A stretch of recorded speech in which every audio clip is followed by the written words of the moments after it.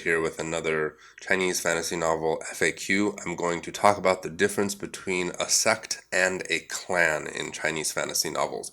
Before getting started, I want to say really quickly that I actually meant to release this video several days ago, and I recorded it already, but everything went wrong. I had trouble importing it into the video editor. The video file got corrupted, I think. It was really a nightmare. So I bought a new video editing program. I changed the software I was using to capture the video. And I also bought a light. Well, more accurately, Madame Deathblade bought it for me. But I got a light so that I'm not in odd shadow all the time. Hopefully the quality of the videos will improve because of these things. All right, so let's get into what is the difference between a sect and a clan.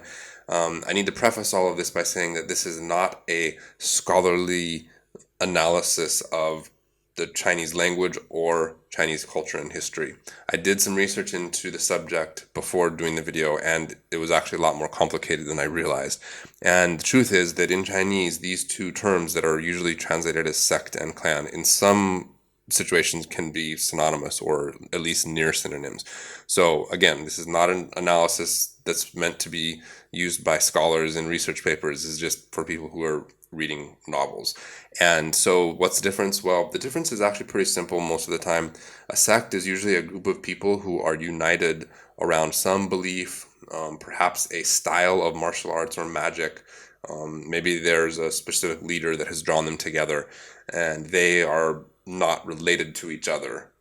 And then there's the clan, where everyone is related to each other. That's pretty much the main difference. Let's go into a little bit of further detail, starting with clans.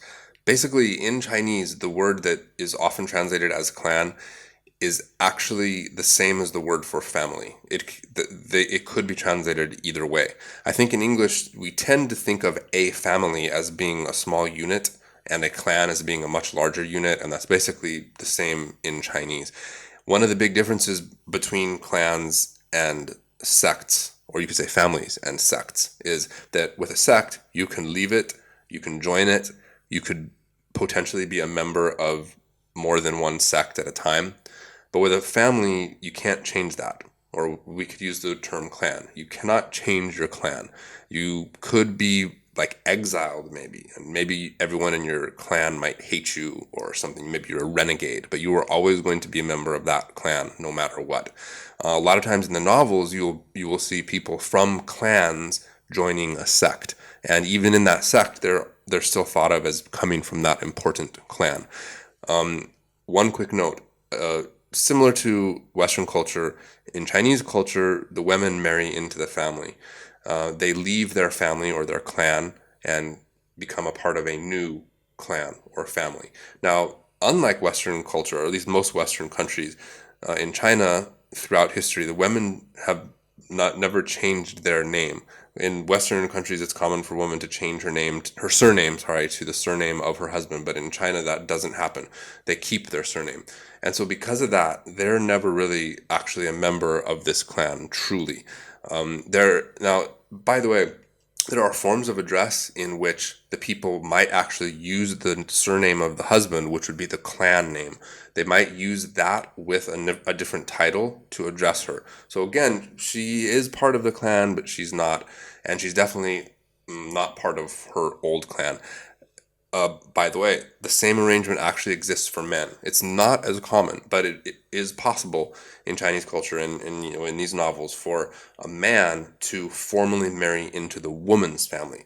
Of course, the same thing happens with a surname. The surname doesn't change. So by ceremony and rite, he becomes a member of that clan, but he doesn't change his surname. Some of you who are fans of the novels might remember from the novel I Shall Seal the Heavens, the main character, Meng Hao, there's a whole story arc where he's involved in one of those situations where there's a powerful clan who is looking for a husband for one of the daughters of the clan. They don't want their daughter to leave the clan, and so they bring in an outsider to marry her, and that outsider becomes part of this clan.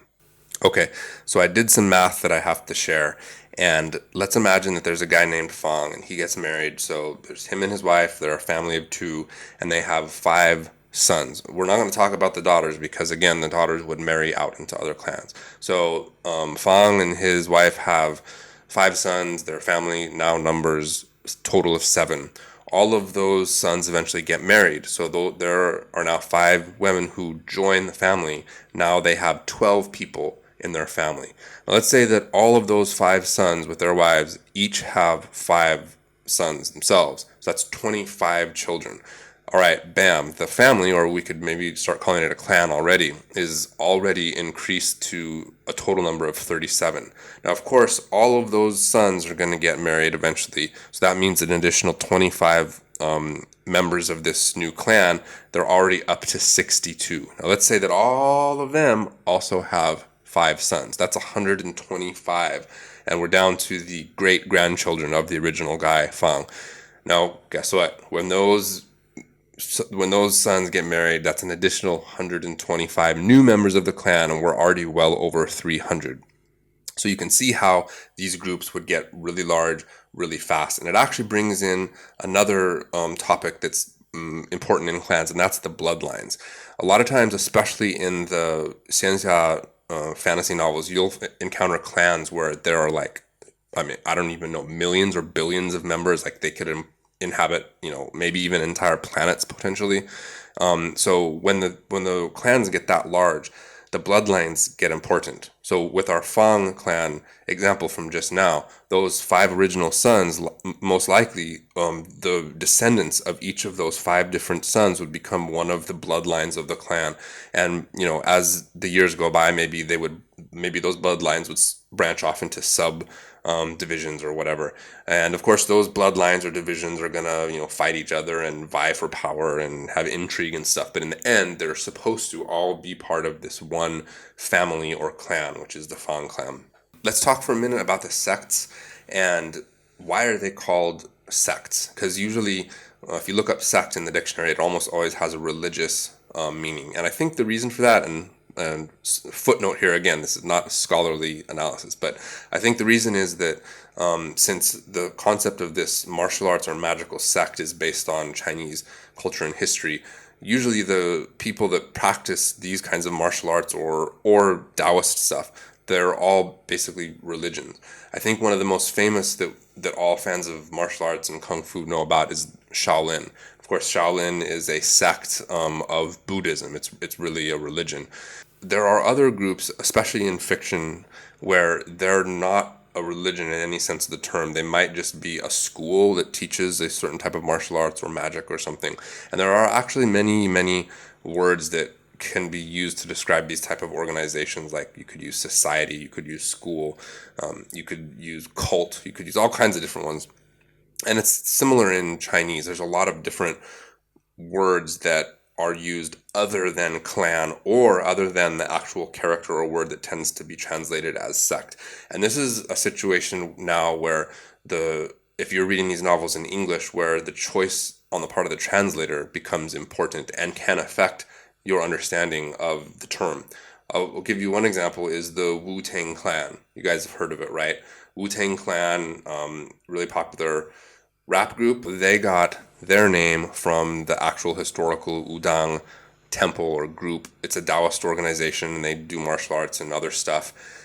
I don't think it's really correct to call it a clan because they're not all related to each other. They're all just random people that came together to practice this religion or this type of martial art. I know that in the old kung fu movies, a lot of times I think it's actually called the Wu-Tang Clan. And although I've watched a lot of those movies, I watched most of them before I learned Chinese. So I really have no idea what they're called in Chinese.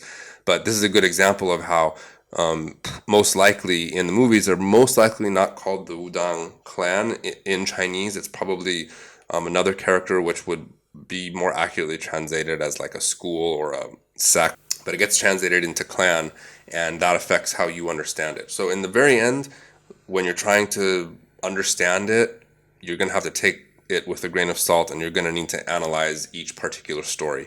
And of course, all authors, have their own way of writing and their own way of using the terms, and things can change from story to story. So I'm sorry, this is not a cut and dry answer where it's easy to identify the difference in all circumstances.